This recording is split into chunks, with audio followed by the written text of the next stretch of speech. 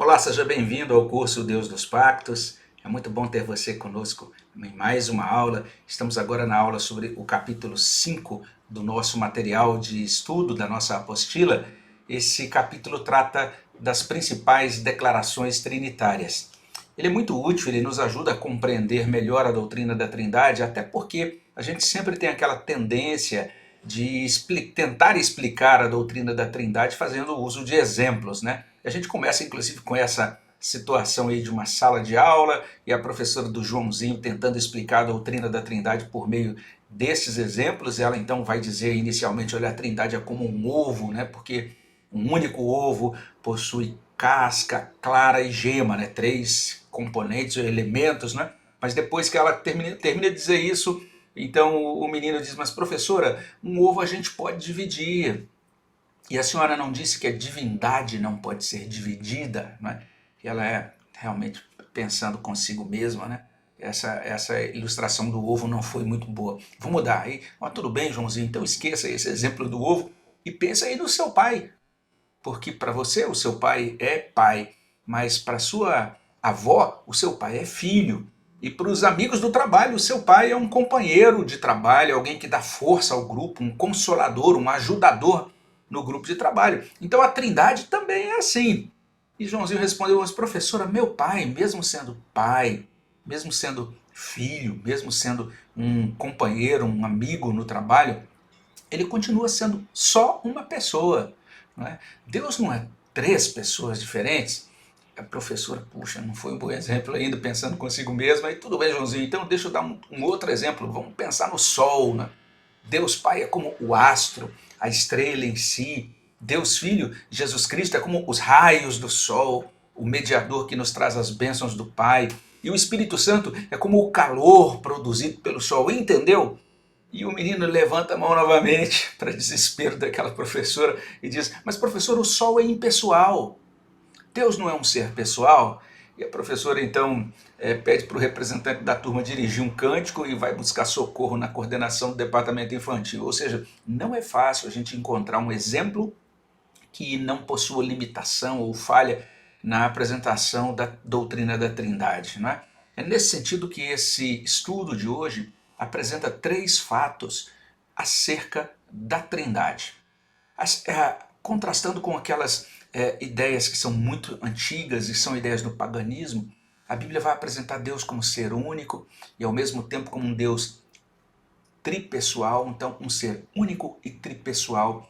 E isso, de certa maneira, foi sendo elaborado no coração, nas mentes dos primeiros crentes. Eles queriam entender exatamente como é que se dá isso. E no século II, um teólogo norte-africano chamado Tertuliano sugeriu o uso desta palavra, a palavra trindade. Mas isso não significa que foi Tertuliano quem inventou a trindade. Na verdade, as manifestações, as revelações de Deus como ser único, que subsiste em três pessoas, podem ser conferidas no Antigo Testamento e também no Novo Testamento. Né? E nessa aula a gente vai apresentar então três principais declarações sobre essa doutrina. A gente, de certa maneira, está seguindo um roteiro de um documento antigo chamado Credo Atanasiano. A gente vai ser apresentado, você vai conhecer melhor esse credo na aula sobre o capítulo 7 da apostila, mas basicamente, nesse credo nós encontramos essas três coisas declaradas. A primeira delas, Deus é trindade na unidade. A segunda afirmação, o Deus único subsiste em três pessoas distintas. E as três pessoas são iguais em glória, majestade e demais atributos. Prestou atenção? Nas três primeiras declarações principais acerca da Trindade, Deus é trindade na unidade, o Deus único subsiste em três pessoas distintas, e essas três pessoas são iguais em glória, em majestade e nos demais atributos divinos. Então Deus é trindade na unidade. Essa é a primeira declaração trinitária. E o que significa essa declaração? Ela está trazendo para a gente essa verdade bíblica. Há somente um Deus. Então nós não podemos pensar na Trindade como três deuses. E essa afirmação nos ajuda de três maneiras. Primeiro, ela nos afasta de erros como o politeísmo e o triteísmo. Então agora você está diante de uma palavra nova, triteísmo. O politeísmo a gente já explicou em momento anterior deste curso. Politeísmo é a crença em muitos deuses e uma pluralidade de deuses. O triteísmo, especificamente, é a crença na existência de 3 deuses dentro da Trindade. Os cristãos rejeitam tanto o politeísmo quanto o triteísmo. Eles creem e eles cultuam ao Deus único. Além disso, essa declaração, Deus é trindade na unidade, significa ainda que a substância de Deus é una, simples, indivisível, ou seja, Deus não pode ser dividido em partes. Deus Pai não é uma parte de Deus. Deus Pai é plenamente Deus. E o mesmo pode ser afirmado sobre Deus Filho e Deus Espírito Santo. Por fim, essa declaração, Deus é trindade na unidade, fornece um modelo para a caminhada das igrejas em unidade e diversidade. Então, quando a gente pensa na união e também no trabalho do povo de Deus, elas devem refletir, né, a trindade de pessoas divinas. É muito interessante o que encontramos em 1 João capítulo 17, 20 a 21.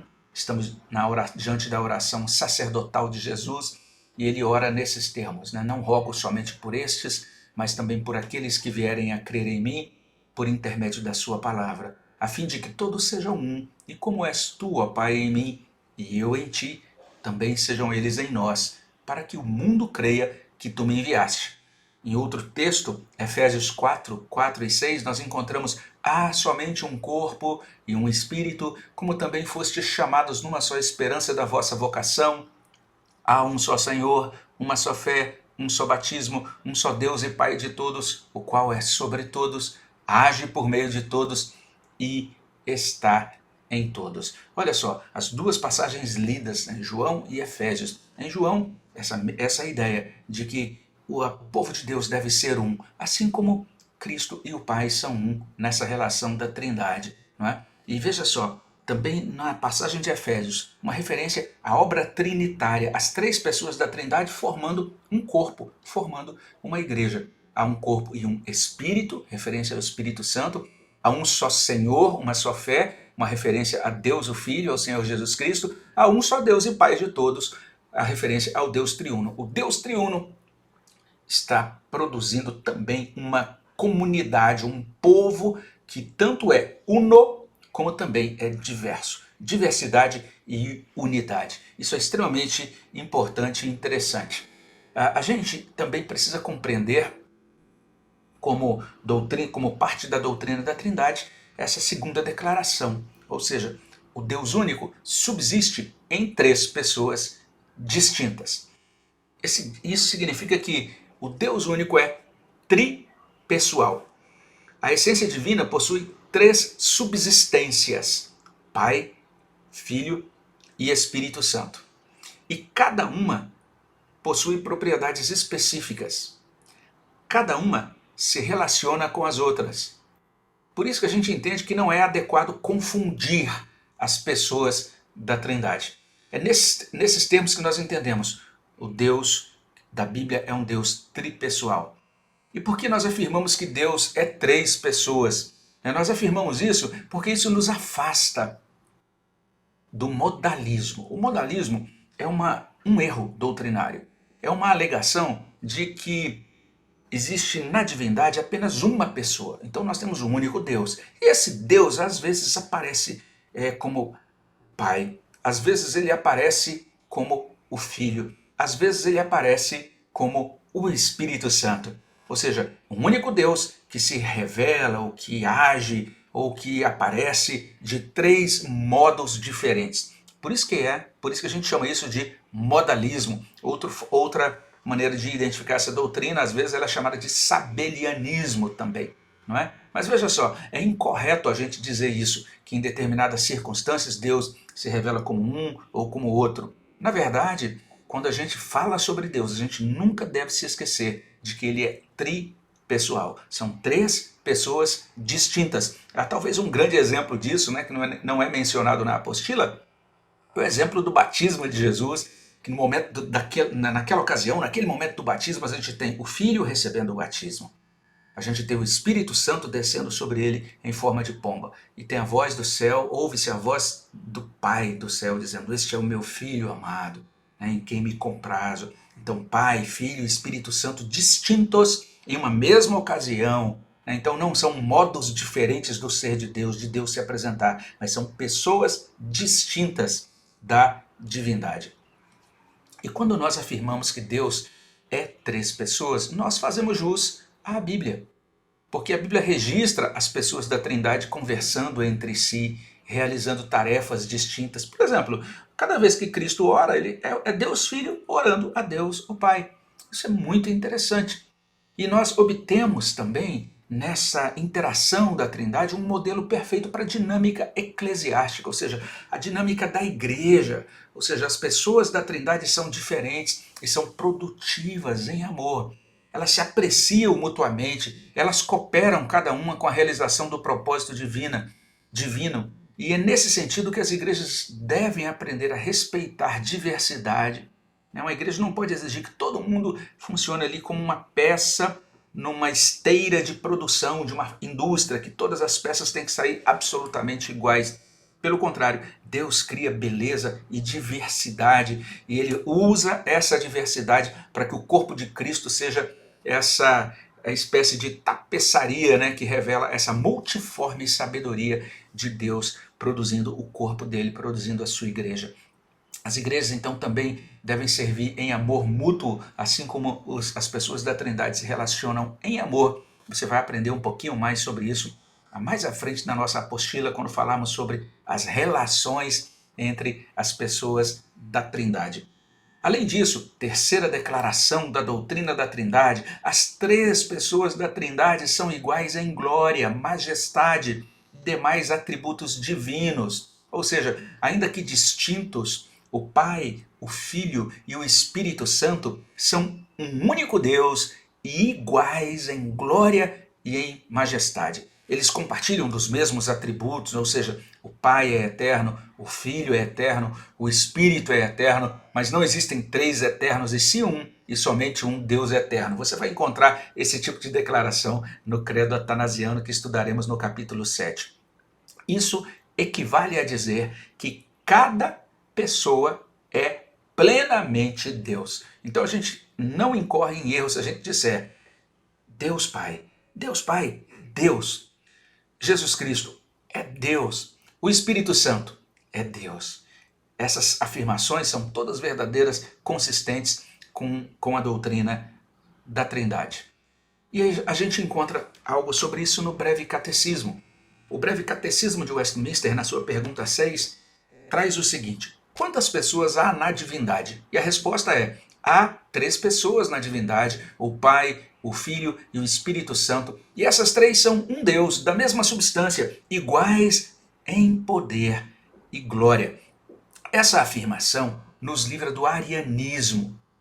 O arianismo é algo realmente que iniciou-se, entrou na igreja e até hoje continua sendo influente, ainda continua presente no pensamento de algumas seitas da atualidade. Não é? O arianismo é uma doutrina proposta por um homem chamado Ário. Ele era presbítero em Alexandria no terceiro século. E essa doutrina foi proposta, ou foi rejeitada, melhor dizendo, como heresia pela igreja no século seguinte. E ela ensina literalmente isso: existe uma trindade, que ele chamava de trías, mas com glórias desiguais. Ou seja, o Pai é Deus, mesmo quando o Filho não existe. Ele está dizendo literalmente nessa doutrina que Jesus Cristo não é Deus. Jesus Cristo é uma criatura exaltada, distinta, importante, que merece inclusive honra em certa medida, mas nunca podemos dizer que Jesus é Deus. Essa é a doutrina ariana. E essa doutrina foi rejeitada pela igreja, considerada como não bíblica pela igreja de Deus. Como eu disse agora há pouco, essa crença subsiste nas testemunhas de Jeová, para quem Jesus então é uma criatura exaltada, inferior a Deus. E também eles dizem que o Espírito Santo é uma força impessoal. Mas a Bíblia registra Deus Pai, Deus Filho e Deus Espírito Santo recebendo adoração. O culto devido a um é devido a todos. Então, Um cristão adora a Deus o Pai, adora a Jesus Cristo, Deus o Filho, adora ao Espírito Santo, Consolador. É nesses termos que um hino antiquíssimo, um hino do segundo século, que consta no nosso inário, diz o seguinte: glória seja ao Pai, ao Filho e ao Santo Espírito, como era no princípio, e hoje, e para sempre, eternamente. Amém e amém. Por fim, a gente pode dizer o seguinte, que essa declaração de que as três pessoas são iguais em glória, poder, majestade e demais atributos, nos resguarda do subordinacionismo. Viu só? Mais uma palavra nova para você ir anotando. Veja só quantas palavras novas você está aprendendo nesse curso sobre introdução à doutrina da Trindade, introdução ao estudo do ser de Deus. O que é o subordinacionismo? O subordinacionismo é a doutrina que foi articulada tanto por Orígenes como também por Eusébio. Os subordinacionistas e também os arianos ensinavam isso, que o Filho e o Espírito eram ontologicamente inferiores. Viu que palavra mais estranha? Uma palavra nova também, ontologicamente. A palavra ontológica significa literalmente aquilo que diz respeito ao ser. Então, com relação ao ser, a essência do ser, ou a substância, usando a linguagem usada pelos teólogos trinitarianos, né? Pai, Filho e Espírito Santo são diferentes, possuem essências diferentes, qualidades diferentes, dignidade diferente. Eles não pertencem à mesma ordem do ser, vamos dizer assim. Então, Deus Pai é realmente Deus. Ele está acima de tudo e de todos, mas Cristo, quanto à ordem do ser, ele não é um ser divino. Essa é a questão ontológica, a diferença ontológica. Quanto ao ontos, ao ser, a ordem do ser, Jesus é distinto. Esse entendimento subordinacionista não cabe, ele não é bíblico, não é? Mas apesar disso, ele sobreviveu. Ele inclusive foi acolhido por alguns arminianos e alguns anglicanos, como propõe Berkoff na sua teologia sistemática. Ele vai explicar basicamente isso, que quando nós olhamos para a Escritura, essa ideia de que o Filho ele possui menos dignidade do que o Pai, e que o Espírito também, essa concepção não cabe nas Sagradas Escrituras. De acordo com a Bíblia, não existe uma subordinação de uma pessoa a outra da divindade quanto ao ser essencial. E, portanto, nenhuma diferença também na dignidade pessoal. Deus o Pai é digno, Deus o Filho é digno, Deus o Espírito Santo é digno. As três pessoas da Trindade são dignas de toda honra, de toda glória, de todo louvor, de toda adoração. O que a gente vai encontrar é subordinação quanto àquilo que a gente chama de ordem e relacionamento. A gente vai entender isso melhor, não é? Mas, basicamente, o que a gente precisa compreender bem é que, do ponto de vista da imanência, ou seja, quanto ao ser, aquilo que consta no ser de Deus, entre essas pessoas da Trindade, existe uma igualdade de essência, uma igualdade de dignidade. A igualdade é total. Agora, do ponto de vista da economia, lembram da última videoaula? Economia o que é? Deus agindo na história. Deus administrando o seu plano para cumpri-lo dentro da história. Então, nesse cumprimento do plano de Deus, você vai encontrar Jesus dizendo: o meu papel, o meu propósito é cumprir a vontade do Pai. Ele se submete ao Pai, mas essa submissão do Filho ao Pai não é diferença de dignidade, não implica diferença quanto à ordem do ser, ou diminuição de status, nada disso. É simplesmente um ajuste administrativo para que esse plano seja cumprido. O Filho tem que fazer a vontade do Pai. O Espírito Santo ele tem que seguir realmente aquilo que é estabelecido pelo Pai e pelo Filho, no sentido de que ele procede do Pai e do Filho para executar aquilo que foi planejado, aquilo que precisa ser executado dentro da economia da Trindade. O Michael Horton diz o seguinte, ele explica dizendo que os atributos essenciais são compartilhados igualmente pelas três pessoas. Todas as três pessoas são infinitas, são soberanas, são amorosas, são oniscientes, mas todavia, apenas o Pai gera. O Filho é gerado e apenas o Espírito é expirado, ou seja, apenas o Espírito é soprado. Em cada obra externa da Trindade, o Pai é a fonte, o Filho é o mediador e o Espírito é aquele que faz acontecer o efeito intencionado. Viu só que coisa interessante? O Pai como fonte, o Filho como mediador e o Espírito aquele que faz acontecer. É por isso que alguns inclusive chamam o Espírito Santo de o executivo da Trindade. Charles Hodge esclarece isso com detalhes. Ele diz assim: embora o Pai, o Filho e o Espírito Santo sejam iguais em substância e iguais em poder e glória, não é menos verdade, segundo as Escrituras, que o Pai é o primeiro, o Filho é o segundo e o Espírito o terceiro. O Filho é do Pai e o Espírito é do Pai e do Filho. O Pai envia o Filho e o Pai e o Filho enviam o Espírito. O Pai opera através do Filho e o Pai e o Filho operam através do Espírito. Nunca se encontra a recíproca dessas afirmações. Olha que coisa interessante. Nunca se diz que o Filho envia o Pai, nem que opera por meio do Pai. E jamais se diz que o Espírito envia o Pai ou o Filho, ou que opera por meio deles. Na Santa Trindade há uma subordinação das pessoas quanto ao modo de subsistência e operação, mas não quanto à substância. É muito interessante nós compreendermos essa diferença. Eles, de certa maneira, tanto Hodge quanto Horton, estão ecoando o ensino de um pai, um dos pais capadócios, chamado Gregório de Nissa. Os pais capadócios foram teólogos que deram uma boa contribuição ao entendimento da doutrina da Trindade, e Gregório de Nissa afirmou o seguinte: cada operação que se estende de Deus à criação tem a sua origem no Pai, avança por meio do Filho e é aperfeiçoada no Espírito Santo. E a percepção dessa verdade concluiu Gregório de Nazianzo, que é um outro pai capadócio, né, a expressar-se dessa maneira, de uma maneira muito sublime. Ele escreveu o seguinte: logo que concebo o um, já sou iluminado pelo esplendor dos três.